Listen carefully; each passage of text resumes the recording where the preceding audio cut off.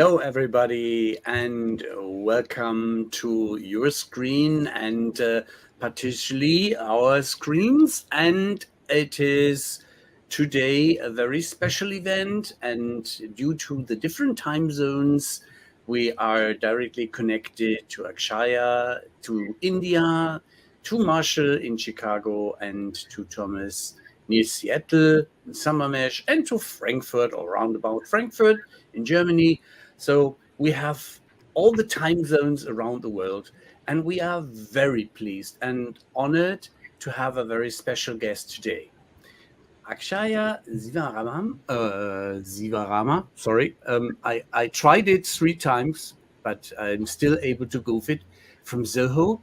She is the head of the Kalaivani Kalaivani Kalvi Mayam. Kalaivani Learning Center. And if I would pronounce it in proper Indian, I leave it to Akshaya. It is that we are all excited as we made it today, all together, the 4 of us. And we are excited to learn a bit about how you manage such a large school with so many kids. And while we were a bit joking about the capability of the magic and the genius of combining all these things and keep everything up and running and get the kids forward and started and educated, that is a very special magic we would like to dive into. And we are looking forward and are excited how you do it. And so the floor is yours, Akshaya, and tell us a bit about yourself, please, about your career, and if there was something before you started in going into the learning center, or did you have other roles in Zoho, for instance? Sure. So, hello everyone, I'm Akshaya Sivaraman. So, I started working in Zoho 8 years ago as a software engineer.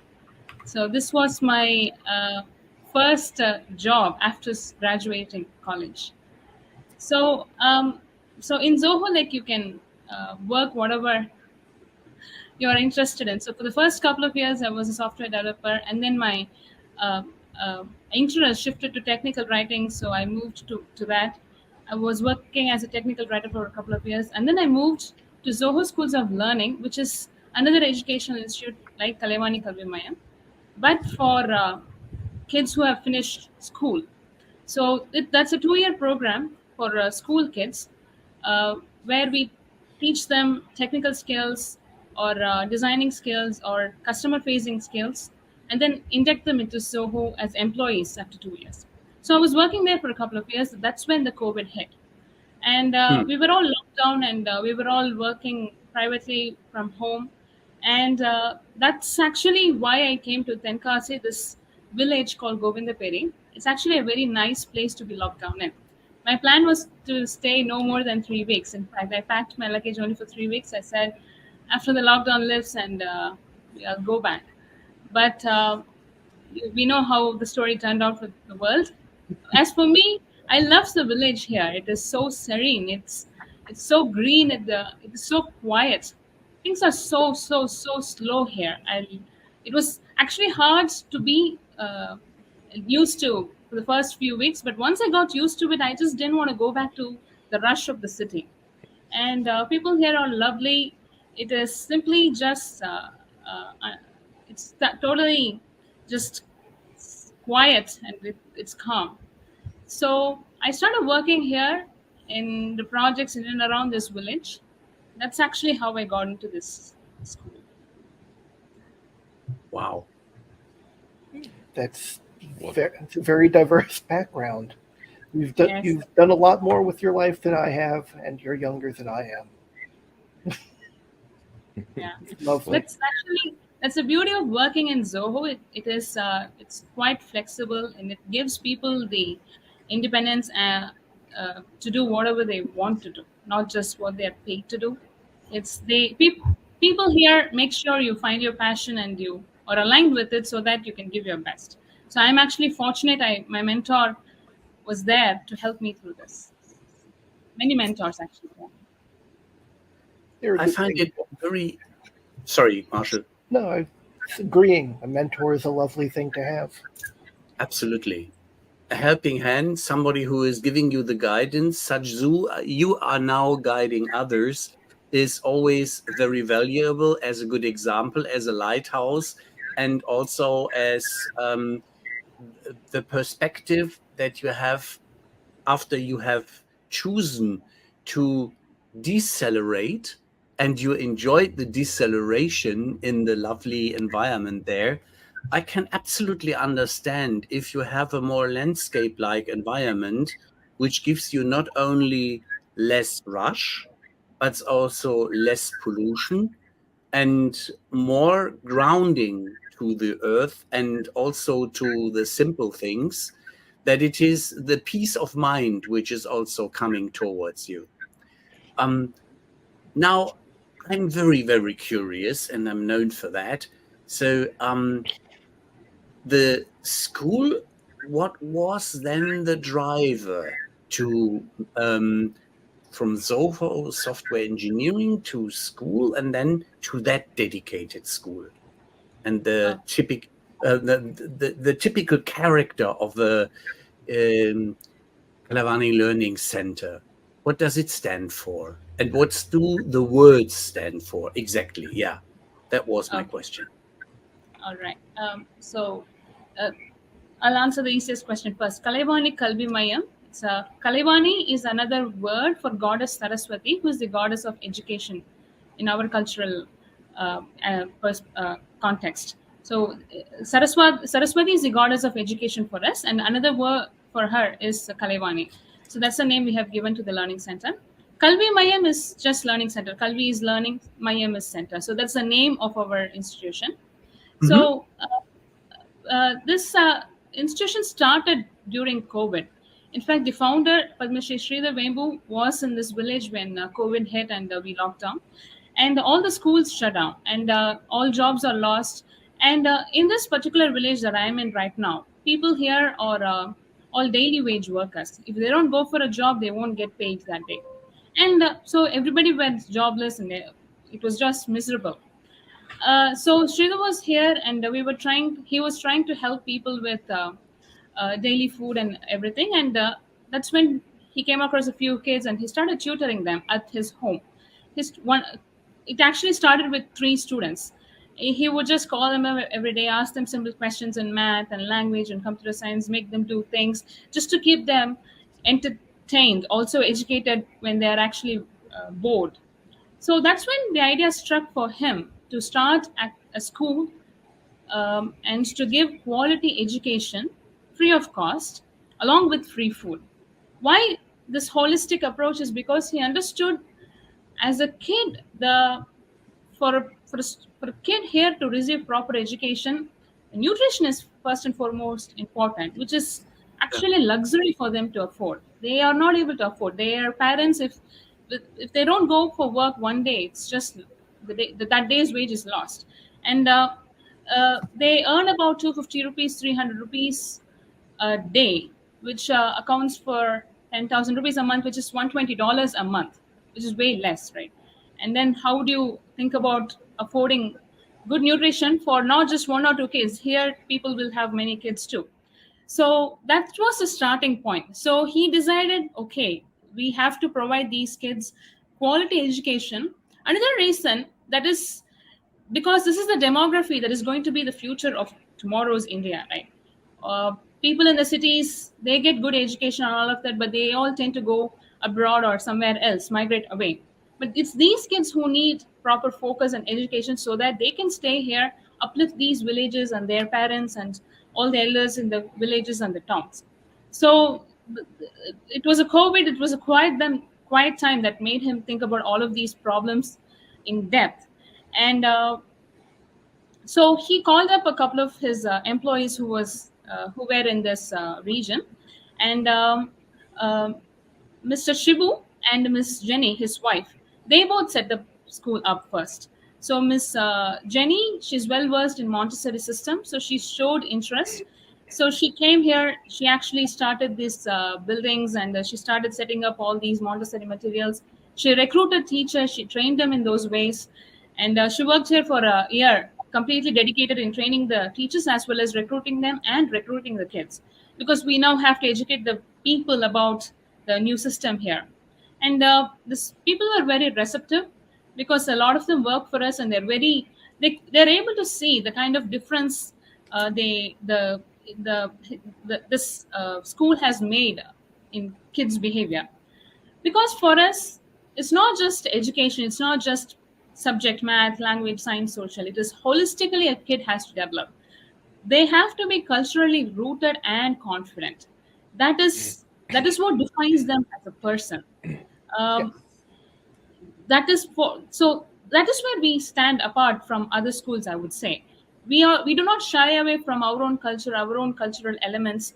And we for example, here we all wear traditional saris and dhotis. The teachers, the students wear whatever they can, and they call us Akka and Anna, that is elder sister and elder brother, not madam or sir or anything. So that is the kind of the bond we want to create. These kids Yeah. come here. This is a safe haven for them to explore themselves, to get well fed, and thank you, to express themselves first. And we teach them other skills like our traditional art, Bharatanatyam, which is dance form, Carnatic music, which is our traditional music, the Yeah. Silambam, which is our traditional warfare skill, and then drama club, where we teach them the origin of our customs here, the local festivals. Why do we celebrate them?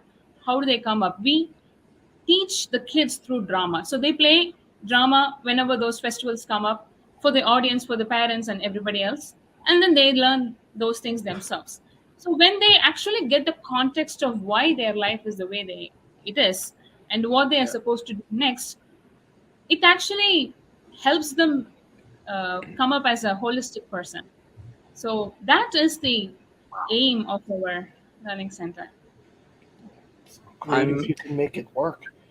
I'm touched. I'm touched, as I have three large boys, which have done a lot of education, and two of them want to become teachers, and it is a very, very special example you are giving with what you are doing for the kids there, and how you are doing it, like a larger or an enlarged part of the family. You feed them, you give them, at least for the daytime, their home, yeah, before they go for sleep at their parents' home again. And you give them a certain style which is a lot broader than just simply learning a language, learning mathematics or words, such as I can imagine, as I have seen some videos where the kids were dancing and doing some performance. That was so lovely, and I enjoyed it very much just by looking. And I said to myself, that must be a very special atmosphere.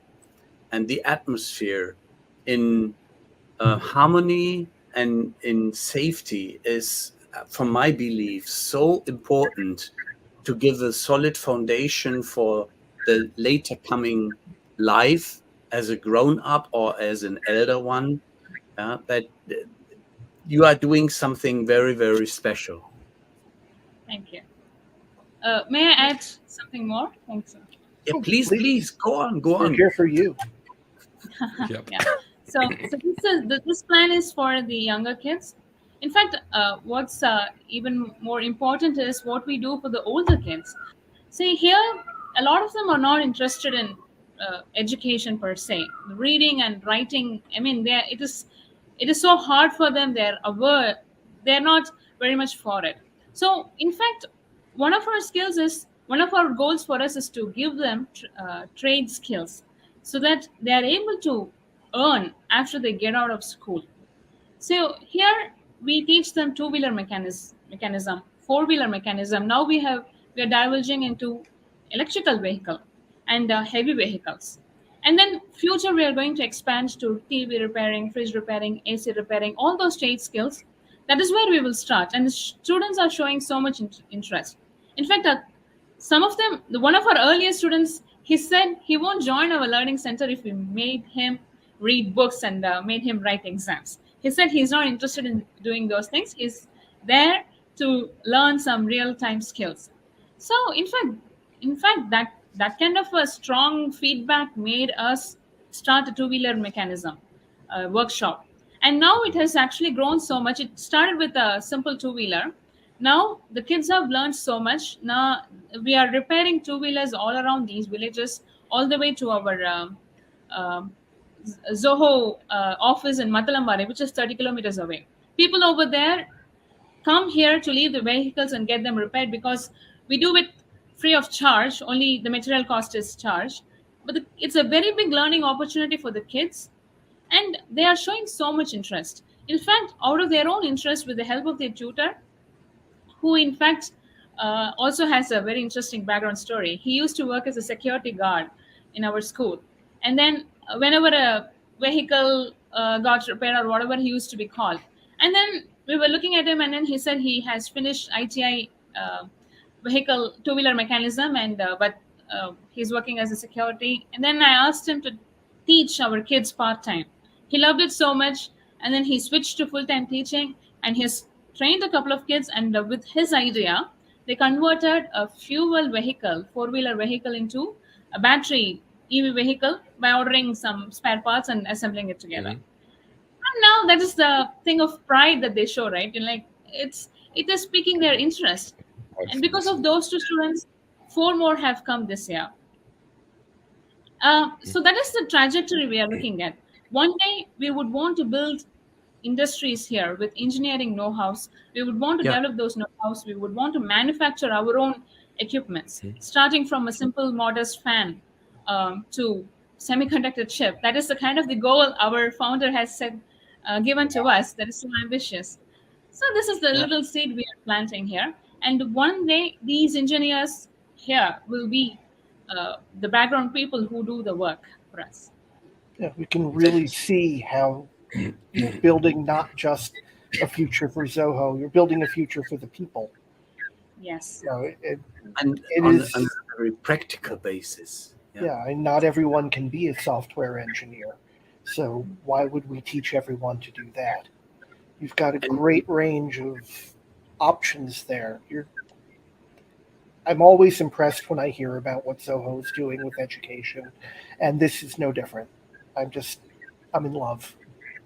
So Thank this you. is bicycles, small motorcycles, I understand correctly? Yes. Wow. And you have also what, if I would have been in Thailand, I would call it a tuk-tuk, such three-wheelers. Sridar's also. favorite. So here in this campus, we encourage electrical vehicles, not over fuel vehicles. We have EV tuk-tuks. When they get broken down, they get repaired in our shop. In fact, one of my goals for the students is to build their own tuk-tuks so that they can use it for school. That's when they converted a fuel vehicle into the EV one. Yeah. I'm curious about the boy who didn't want to read. I mean, reading and writing is a life skill as well. It's even helpful for repairing two-wheelers, three-wheelers, and four-wheelers because they usually have a manual. Did you convince him that this is a skill he needs as well, or did he learn it by himself? I'm sorry. Yeah. No, So actually, I'm sorry. Yeah, we did sign them up for vocational course this year, where there is so. We in our school we follow National Institute of Open Schooling, NIOS, which is the central board of education for homeschooled kids.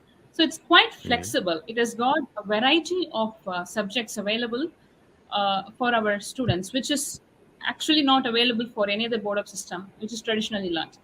So in NIOS, we have 5 stages of exam. That is level ABC, which is equivalent to grade 3, 5th, 5, and 8. And then there is 10th and 12th. After 10th, there is also an option for the students to opt for vocational studies. So this one person who didn't want to study, we told them, so if you're going to set up your own shop, how would you do the math? How would you make sure you get the right pay, right? How would you make sure you are getting the right spare parts? So after a lot of persuasion, we have now signed them up for the vocational study, where it is just two-wheeler mechanism, 70% practical, 30% theoretical. So we make sure to teach him mathematics, basic English, and of course Tamil. So yeah, that training is going on, even though it's very reluctant from his side, but we do give him that training. Cool. So whenever a kid comes into our school, we make sure for the first few months we evaluate them on the language side as well as the mathematical side. If those things are not clear, any other subject wouldn't be clear. If they are not comfortable with the language, even their own mother tongue, it's not going to be it's not going to work out for them to learn other subjects. And mathematics is very important for them to develop problem solving skills. So these two are given uttermost importance, and then the rest. That is marvelous, because by giving him the right hooks in how to do his business even better, not only with his enthusiasm and with his whole heart, but also that he knows to get the advantages done for his customers or the people who he is repairing the cycles for. That is most convincing from my perspective. Yeah. And what I saw, you gave us the first example that there are different curriculas, they would call it here in Germany, that there are some components which are a must-have in a school, what you have to teach, and then the additions. And you just mentioned that you have here some freedom. Are you going to expand what you are teaching right now and add some new modules to it? Or are you just driving and progressing with what you have tested and established up till now? So I have this thing where I often say truth is contextual, right? Same way, this project I see is very, very contextual. What works in this center, in this region, may not work even if we expand to some other city or town. That thing has to be contextually learned. So here, for this particular region, we have see, the basics won't, the foundational principles won't change. We have to create self-reliant citizens, self-reliant people who can who will have the confidence of earning for their livelihood after they get out of school. That foundation is not going to be changed. So they have to be culturally rooted and confident in their cultural roots. That is not going to change. But how we are going to implement it may change based on where we are in. So, for example, we have started in this center. This is actually a very, very remote village, which is actually the nearest town is 15 kilometers away, 20 minutes away. That disconnected. So the kind of needs these kids have is different.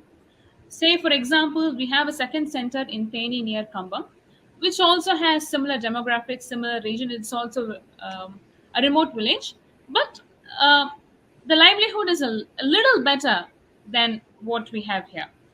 And then the center we are going to start next, which is in Urugasheri, which is Kumbakonam, it is actually much better than what we have here.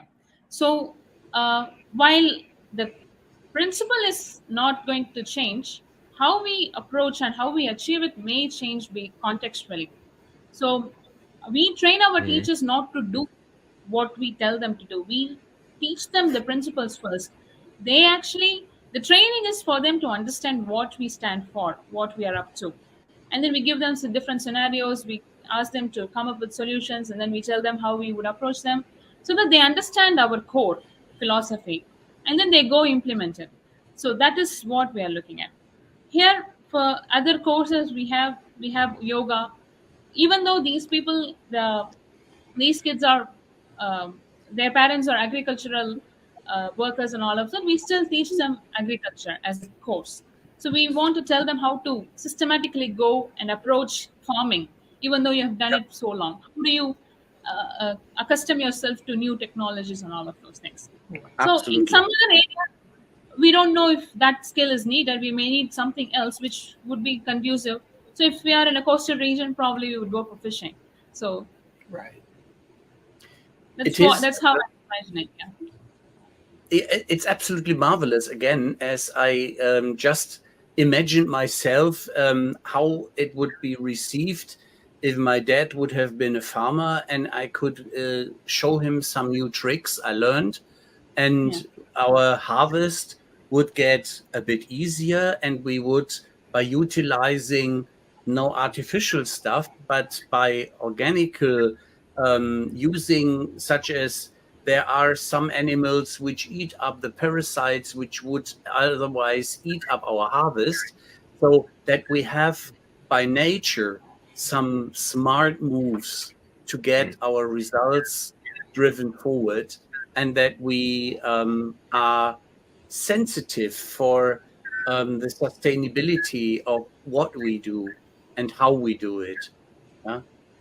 That is very encouraging, and this is helping a new generation to go with a complete different mindset through yoga, and probably you teach also some meditation, as they will profit from your approach of deceleration and having the peace of mind in their life already. Yeah, others are searching there a lifetime for.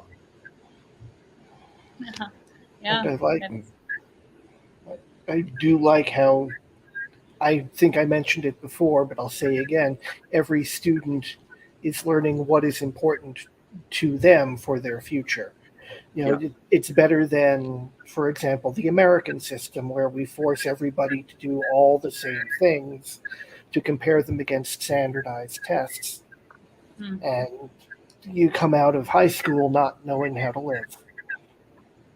Your system does have a certain resemblance in some pieces to what we have here in Germany as Waldorf school or Montessori, where they have approached completely different methodologies to get kids educated and interested in what they do. They encourage them and follow their own path of life, giving them the needed basics, but try to develop them where they are good at, where they are strong, where they have a fable for, and to develop that further and to add what is needed to survive, to say so.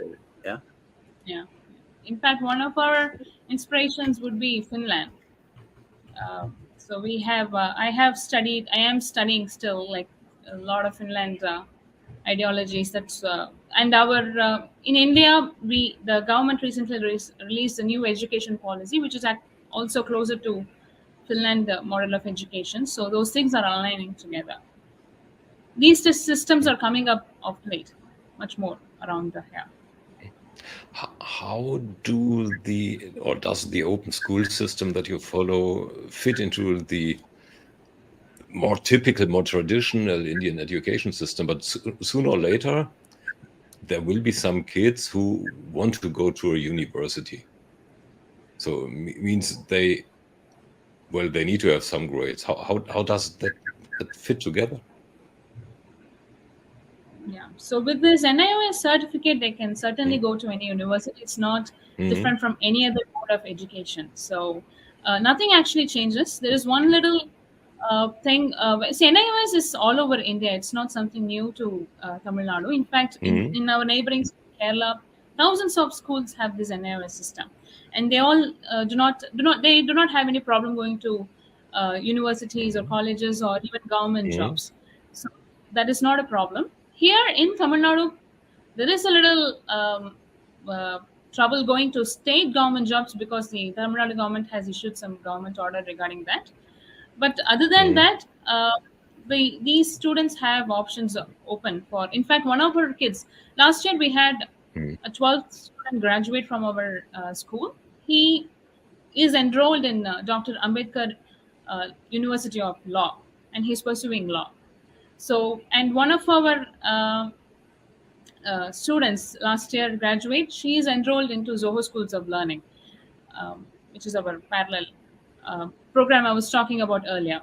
So they do not have. So those two are examples. One is traditional way of going, and another is Zoho Schools of Learning, which is very picky about the students they take. I mean, they would need to have high problem solving skills and everything.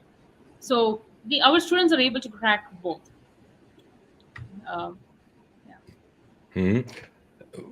Talking about students, so the school, your learning center started practically at the beginning of COVID with 3 kids that got home tutored by the CEO of a tiny little company. Just kidding here. How many students do you have now? So, and how far do you plan to extend your school? Yeah. So starting with 3 students in 2 years, we now have 200 students now. 200.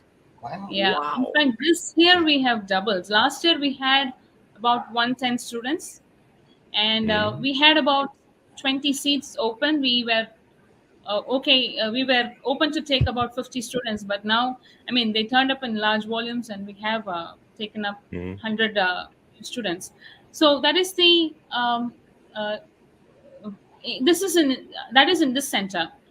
In our second center in Teni Kambam, we have 60 students in primary and middle school. That is under the age of 14. So Sridhar has given us an ambitious goal of expanding our school all over India. In the next 500, in next 5 years, he wants us to open 200 schools all over India. That's an ambitious goal. 100 schools. How is he going to tutor at all of them? How? How is he going to tutor at all of them? Personally. Yeah. Just In fact, imagine the opening of 200 schools and at least one day where he is present when the opening is happening. Then he is 200 days on the road, you could say so. Yeah. In this campus specifically, next year we have a large facility coming up for 750 students. It is a 75,000 square feet facility with elaborate labs and, as I was saying, workshops for trade skills and all of that. So that is coming up. So next academic year, we will all be in a different place in a much bigger facility. Just being curious, how often is Sridhar dropping by? Oh, even he came here today. So weekly, twice or thrice, he makes it. If he's in town, he does make it a point to visit. He Cool. will attend the morning assemblies, and that's a joy for him. It's the kids kind of make him really happy. He is very, very happy to be around kids. So last year we in fact had him take classes for our kids. This year has gotten very busy. So he wants our students to learn mathematics in a quantitative way, in the orders of magnitude, he would say. We would he says the world is to be looked at in orders of magnitude. 1,000 is different from 10,000, is different from a crore or a million to a billion. So the kind of scales people need to master to understand whatever project they're getting into. So in fact, he takes those classes. They are very intriguing. Picking up that spotted goal he gave you, you feel confident out of the experiences you have made that it can be managed? Well, see, this is where I should mention my teachers actually here. It is not that I am managing anything. It is just they are managing themselves and the kids. I am, and the institute is very, very fortunate to have very passionate group set of teachers. We have in this campus we have 20 teachers, full-time teachers, and 5 part-time teachers, and they all come from different backgrounds. Some of them are freshers, some of them are were professors in colleges. One of them is one of them was a principal in a polytechnic college here. One of them is pursuing a PhD. So one of them is a fresher just out of college, and she just finished with civil engineering. She saw the ad in the paper and thought, okay, why don't I try? And now she's one of our best performing teachers. So it is Great. this is the conglomeration that is making this an interesting and passionate movement. It is not me managing. There's no management here. We all just understand our goals and in fact, they are not teachers first. Here, they are parents first, because a lot of these kids in their households, there'll be single parents because of alcoholism. Either the father is not in the picture, or poor farmers have committed suicides or overdosed with some drugs, this and that. Very, very horrible stories. Actually, Yeah. it's very heart wrenching once you get to know each of these kids, and every one of them have such stories. It's not 1 in 100, or every single one of them have such sad stories, but they all come with this beautiful faces, with faces full of Yeah. smiles. And then you tend to learn courage and the will to face life from them.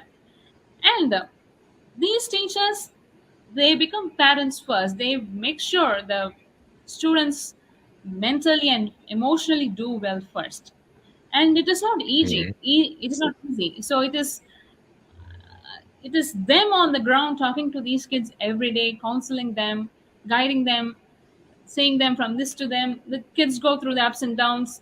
They will progress, and then they'll fail. They'll progress. They'll fail. Each time, it is these kids that it is these teachers that pick themselves up and show up every day and do this. And in Kambam also, we have gotten such passionate teachers. So as long as people like this exist, it's not going. These kind of institutions are not going to be such a big hassle to run. It is this passion that drives these institutes, not the management style or the management principles. I wouldn't put it on top of these people. We're very fortunate to have them, and I hope we would attract such talent in the future also. Apart from the ads that you mentioned, how are you finding, recruiting your teachers, and what are you looking for in a person to become a teacher? Okay, so we do not look for any credentials, although it is the laws have made it mandatory for the teachers to have completed B.Ed and all of those. Apart from those things, what we look for is the willingness to be there for the kids, open up to new ways of doing things, contextually learn, and shift practices. So, in fact, one of our interviewing techniques is to make them teach the kids in completely in English or Hindi, in a language that kids don't understand, but still make them understand the story and follow what they want them to do. That kind of breaking ice, you will simply watching those, you will understand how they interact with the kids, right? I mean, you're going to talk some foreign language, and all these kids have to listen. Like that itself is challenging, but that's something we follow that kind of brings about the best in people and also the worst in people. So that's the kind of the yeah. So anybody who is willing to give to these kids the love and attention they first and foremost need, and then the education next. So that is what we are looking for. You said, I mean, 200 new schools in 5 years. This is quite a tall order. And you said there are already some existing. In how far is there a network emerging between those schools to also share best practices while leveraging the differences, the regional differences? Well, we have in Kambam Theni we do our second center. We have had quite a few experiences setting the new center up. We will have to see, the way I would say it is, at some point it becomes larger than us, that it becomes like a snowballing movement, that things just simply happen. See, we have only entered the second center and we're only looking at the third center, but I already feel like some of that is already happening. Things are put in motion because this is now, when people talk more about this, when passionate people talk about these other passionate people, they all come together, and they all come together with their own ideas of how to implement this institute. Some of them, so in fact, uh, uh, Dr. Ramanpuri, the Indian consulate in Dubai, uh, he is now interested in setting up the school in Kashmir, and he's now in talks with me about that. And from the southern tip of India to the northern tip, which is the Kashmir, I mean, I wouldn't have imagined, but now it is coming in. And last week, somebody spoke to Sridhar about them having some sort of land and them offering the place up for the school. So things like that kind of start happening.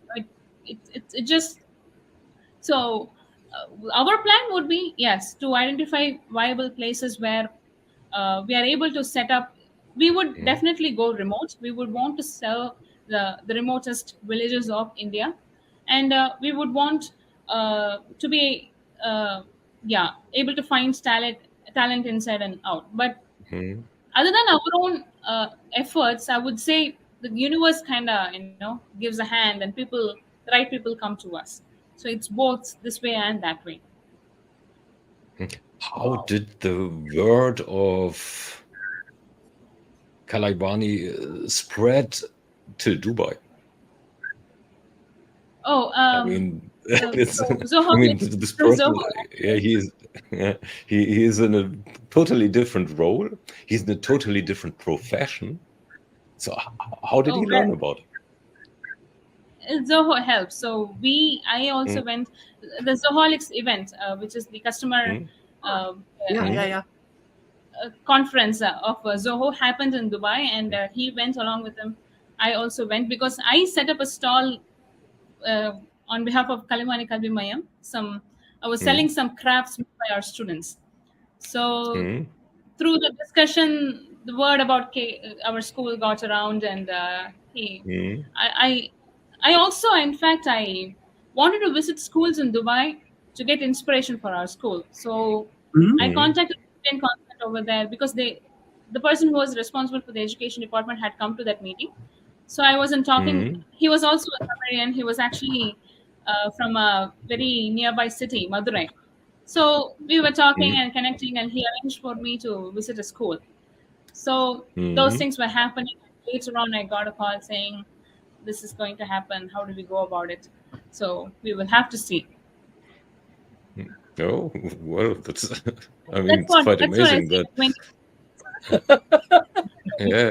I mean, that's the snowball effect that you mentioned, right? So you set something in motion, and now there are reactions, positive reactions, and strong reactions that come out of totally, for me, unexpected areas. So unexpected. These things cannot be built through sheer will. You cannot make this happen. Sometimes you will have to wait for the universe to come to you, and I strongly believe this is a movement that can attract a lot of like-minded people, and all we have to do is to be open to them and to receive them when they come. So how do the people in Tenkasi and in the village that you are, well, the village that you are in, how did they react, and did their attitude to your school change in the past few years? Yeah.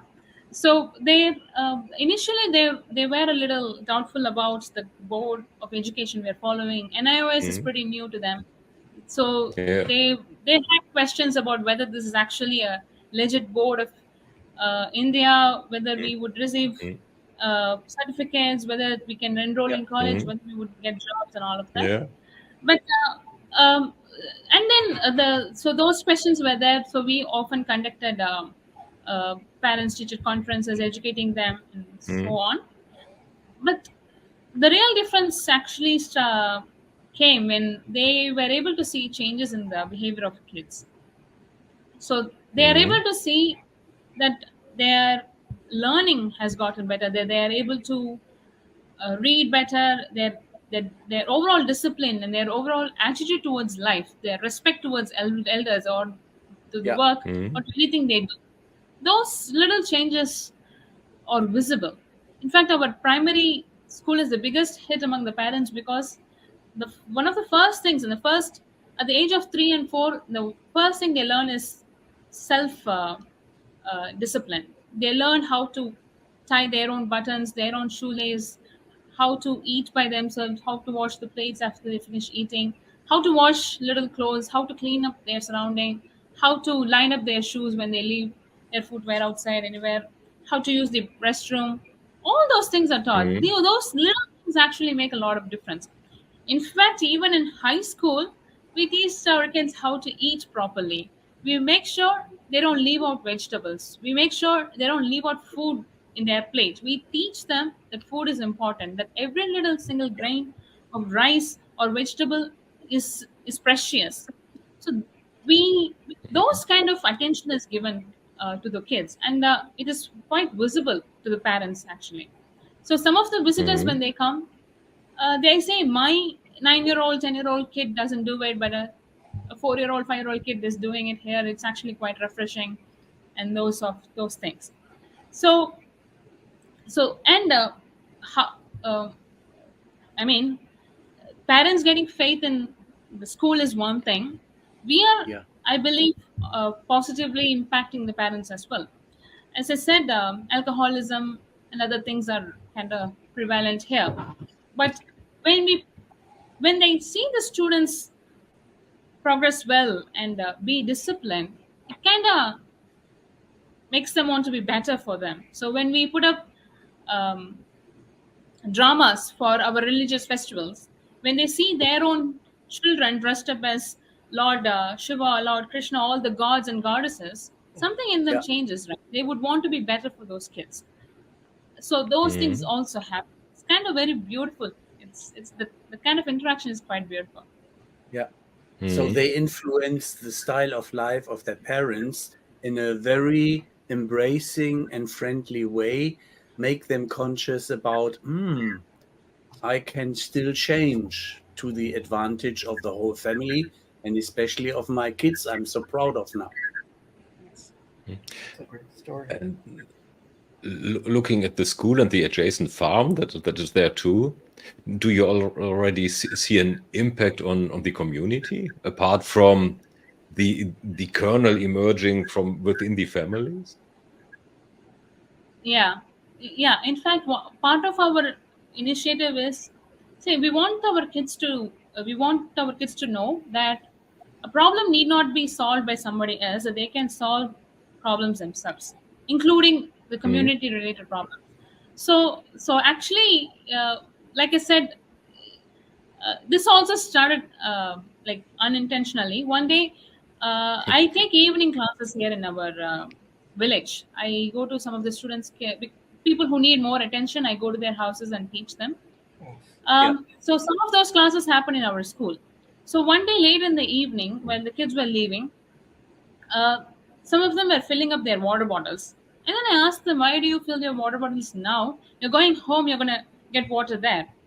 And then they said, in our village that is nearby, the Govindaperi, the water tank is not clean because some of the boys over there made a mess out of it, and it's not usable now.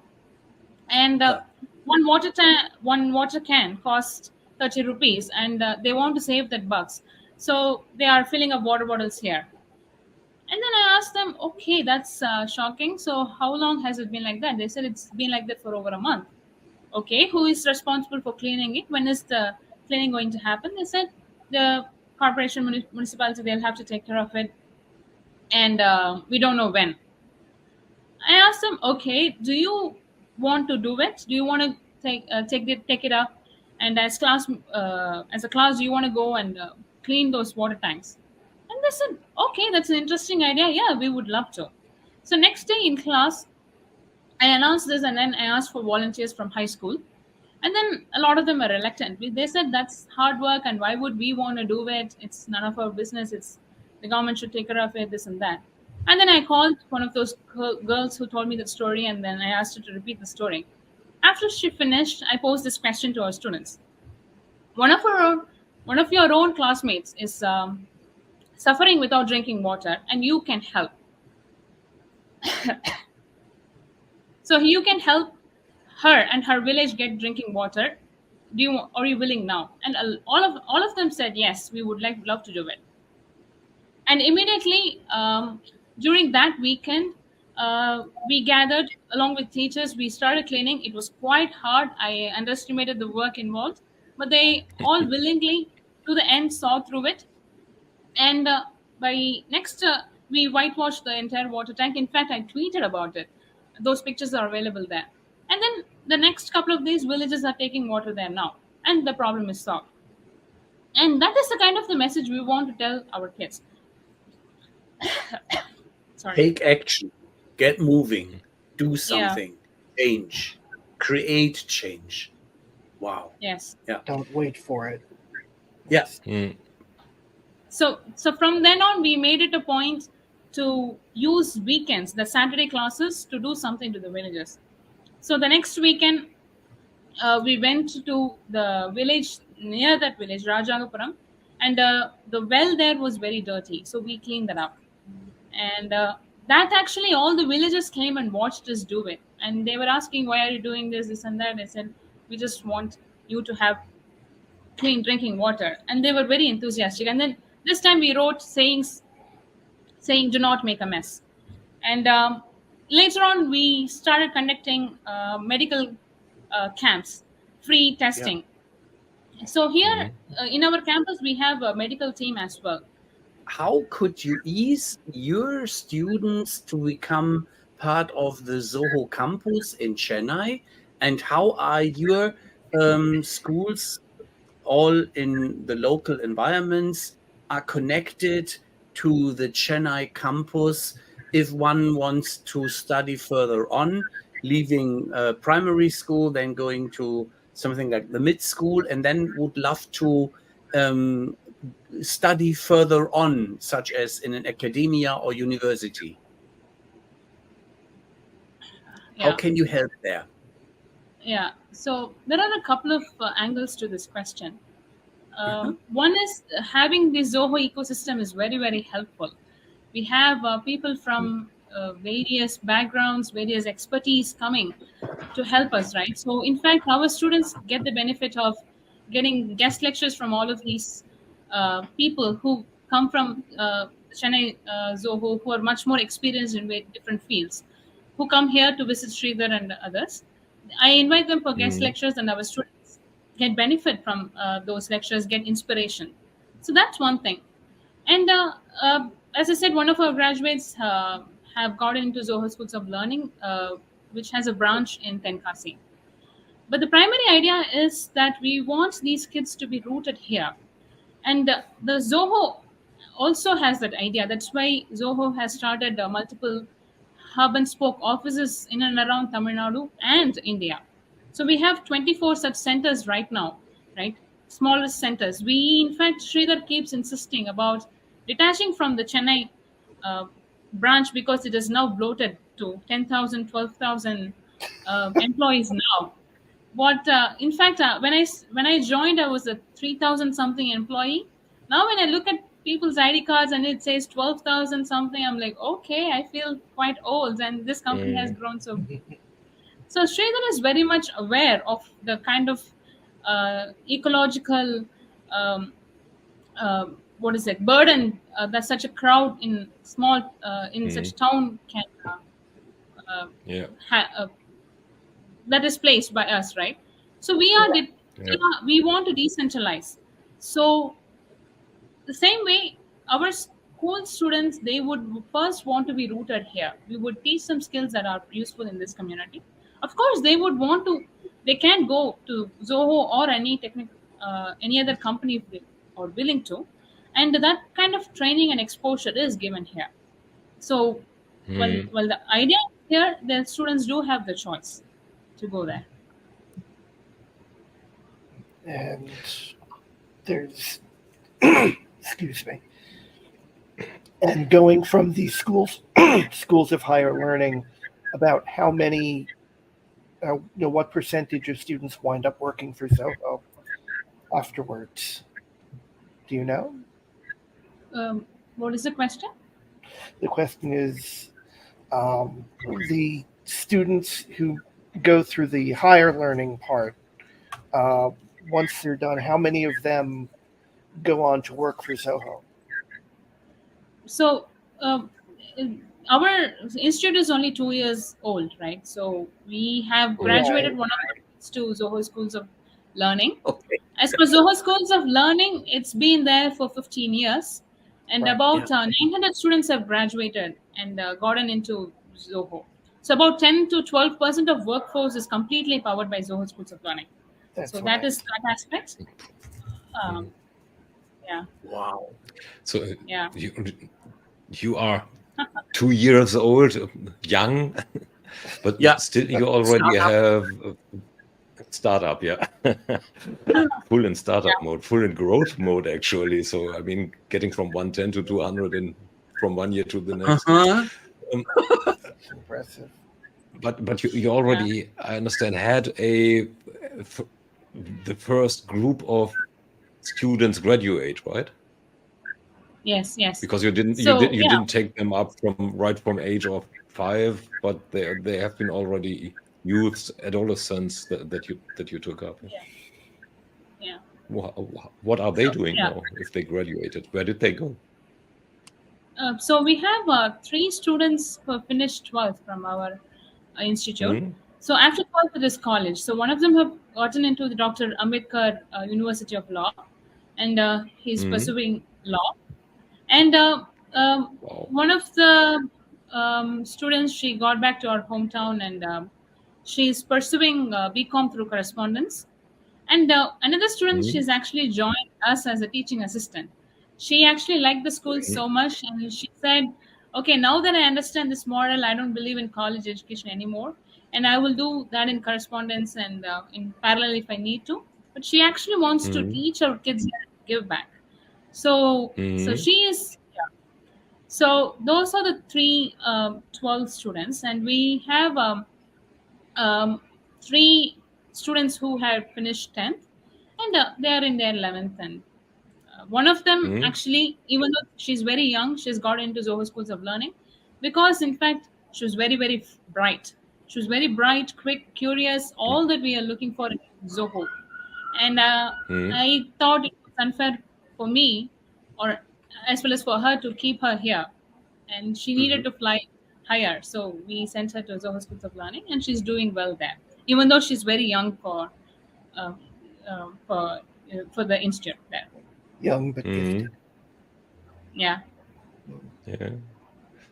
I have a hard time imagining the level of pride that you must feel for accomplishing what you do accomplish. This is just amazing. Yeah. Much more to do. It is. The first couple of years are very exciting. I would feel real pride after 15, 20, 25 years, after these kids have actually grown up and have become their own person. And what they do, that's the choice, right? That's the choice that matters to me. I mean, at this point, but what are the choices that they're going to make in the future? Are they going to stay here? Are they going to give back? Are they going to set up institutions like this or workspaces like this and provide employment? All these questions are there, and I'm waiting to see the results. So, but still, you already made quite some impact now. Mere years, and this is, but it's just amazing. Sadly, we are running out of time, and what we usually do is we ask for some famous last words, so not terminal words, but last word to give a statement, which is a future-looking question. If you are looking at Kalaivani Kalvi Mayam in 5 years, where do you see it? Where do I see it? So I see Kalaivani Kalvi Mayam making a difference to a lot of kids in remote rural villages of Tamil Nadu and India, and giving them an opportunity that would make them self-reliant first. That would give them a platform to serve not only themselves, their family, their villages. It would give them a platform to serve the country that they are in. Mhm. So that is what I am looking at. We want uh, engineering skills. We want engineering know-how. We want to uh, bring up the economic status of our villages and our people here. And I would I would hope for Kalaivani to become instrumental in those goals, empowering these kids to Okay. become a fuller version of themselves, serving their country. That's great. Great ambition. A great Thank ambition. you. Akshaya, Thank you a lot. you have 3 more fans from the bottom of our hearts, and it is so fantastic, so overwhelming to feel your passion through these thousands of kilometers on the screen, and just vaguely can imagine how fantastic it must be to be in one of your classes. Thank you very, very, very, very much. Please Greatly visit sometime. Please visit sometime. We are open. We are always welcome.